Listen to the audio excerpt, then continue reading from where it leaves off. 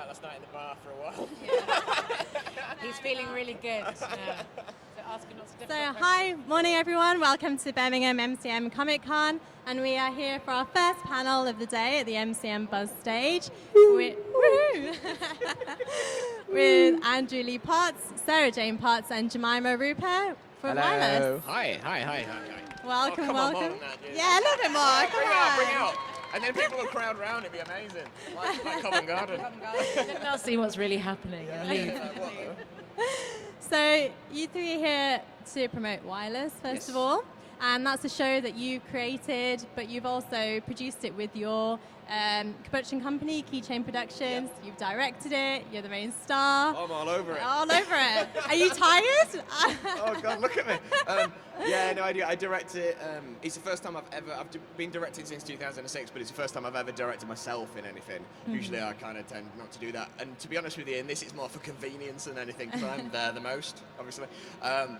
So I took on this project with my writer, Alex Moss, who happens to be Jemima's my cousin. Oh, wow. Which is Small random. world. And we met independently and became friends independently, which is really odd.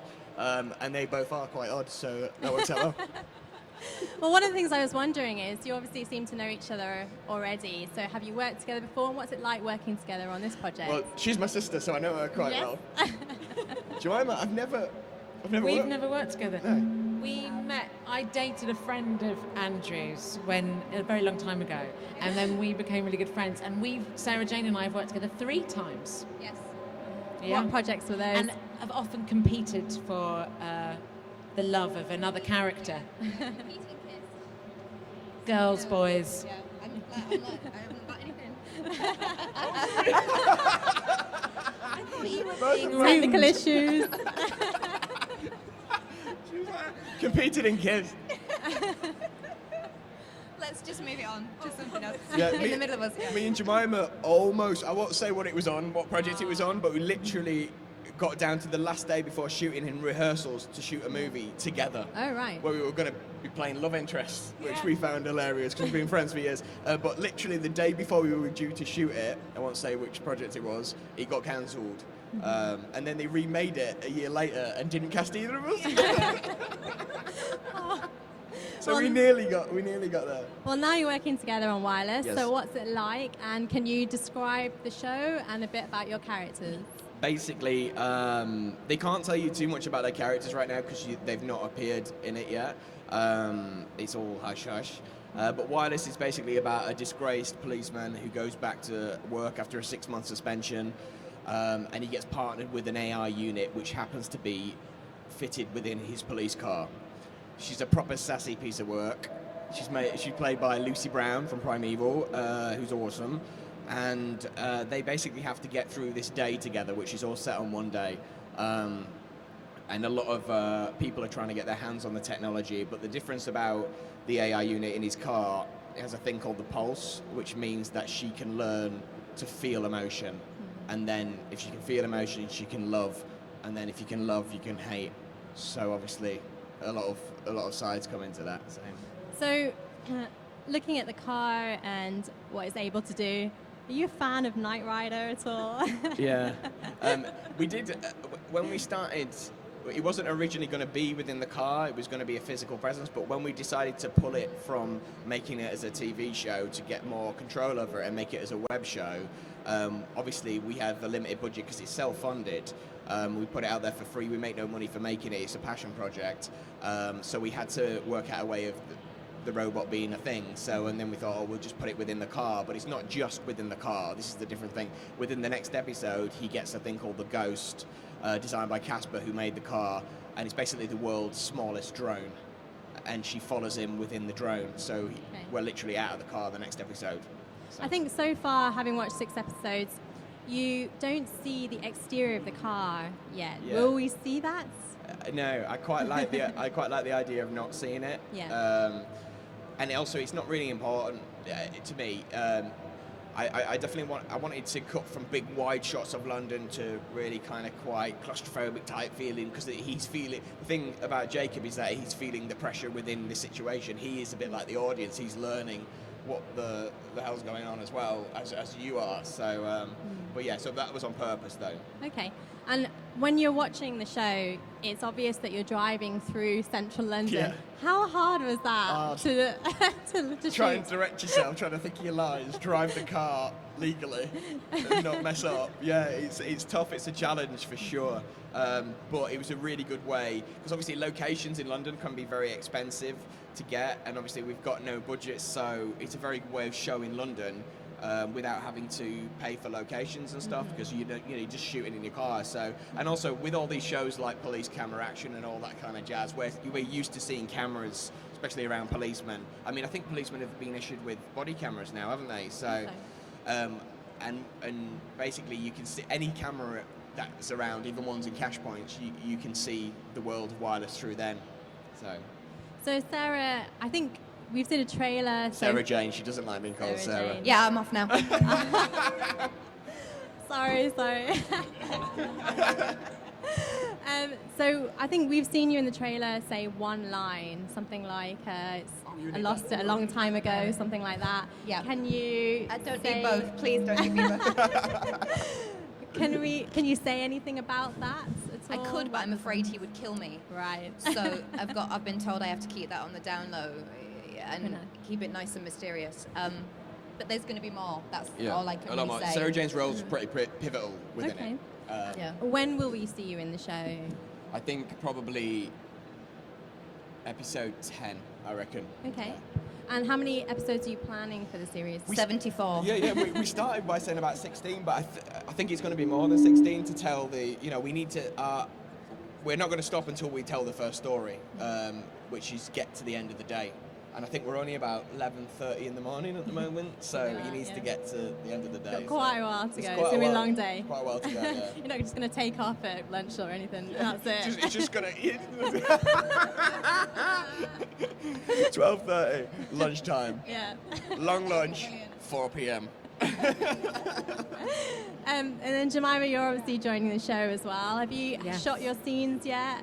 No, I haven't. Hello. I thought it was every time I went near my crotch, but it's not. Sorry.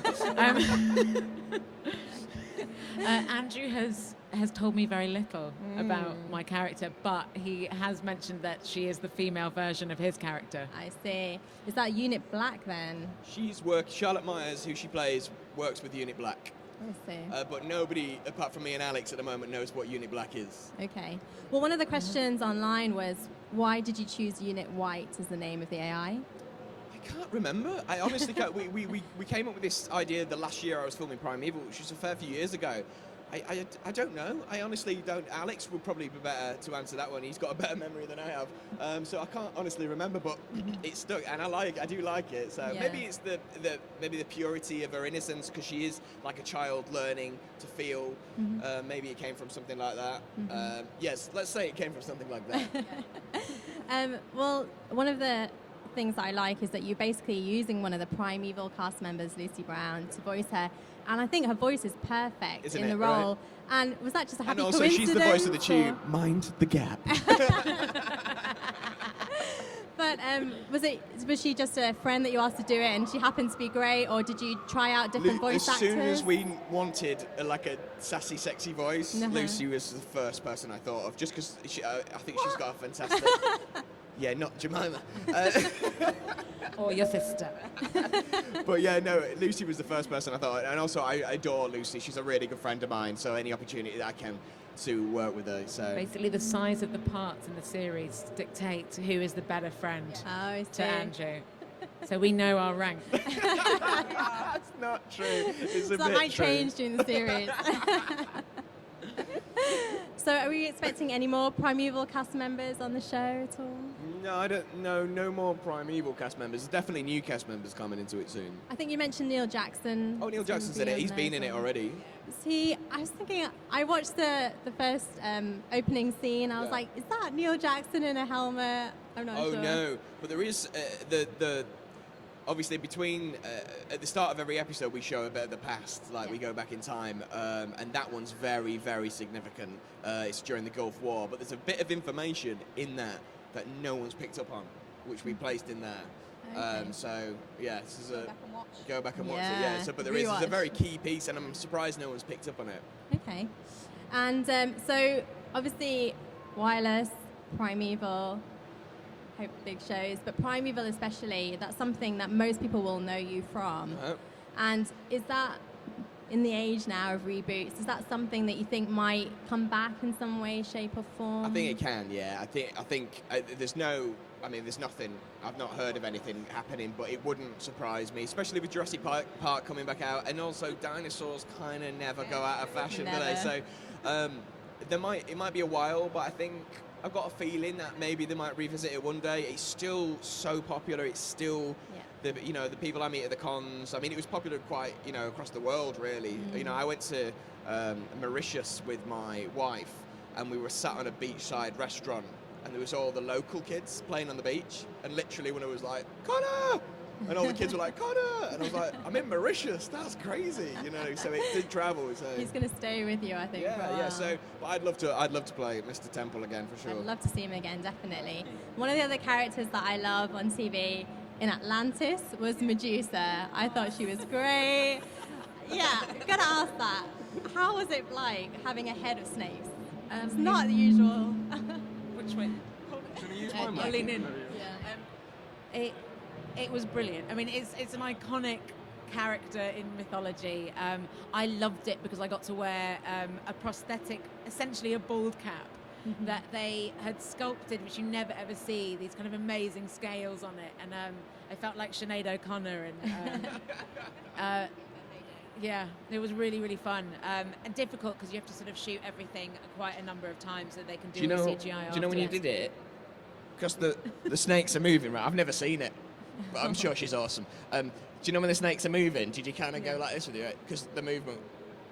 Yeah. Because obviously you got the vibration. Because you would, wouldn't you? I wanted to if do your it- hands moving, your arms moving, innit? We wanted to do Atlantis the musical, and my snakes would have been little backup dancers. They all sing, yeah. Moving in time.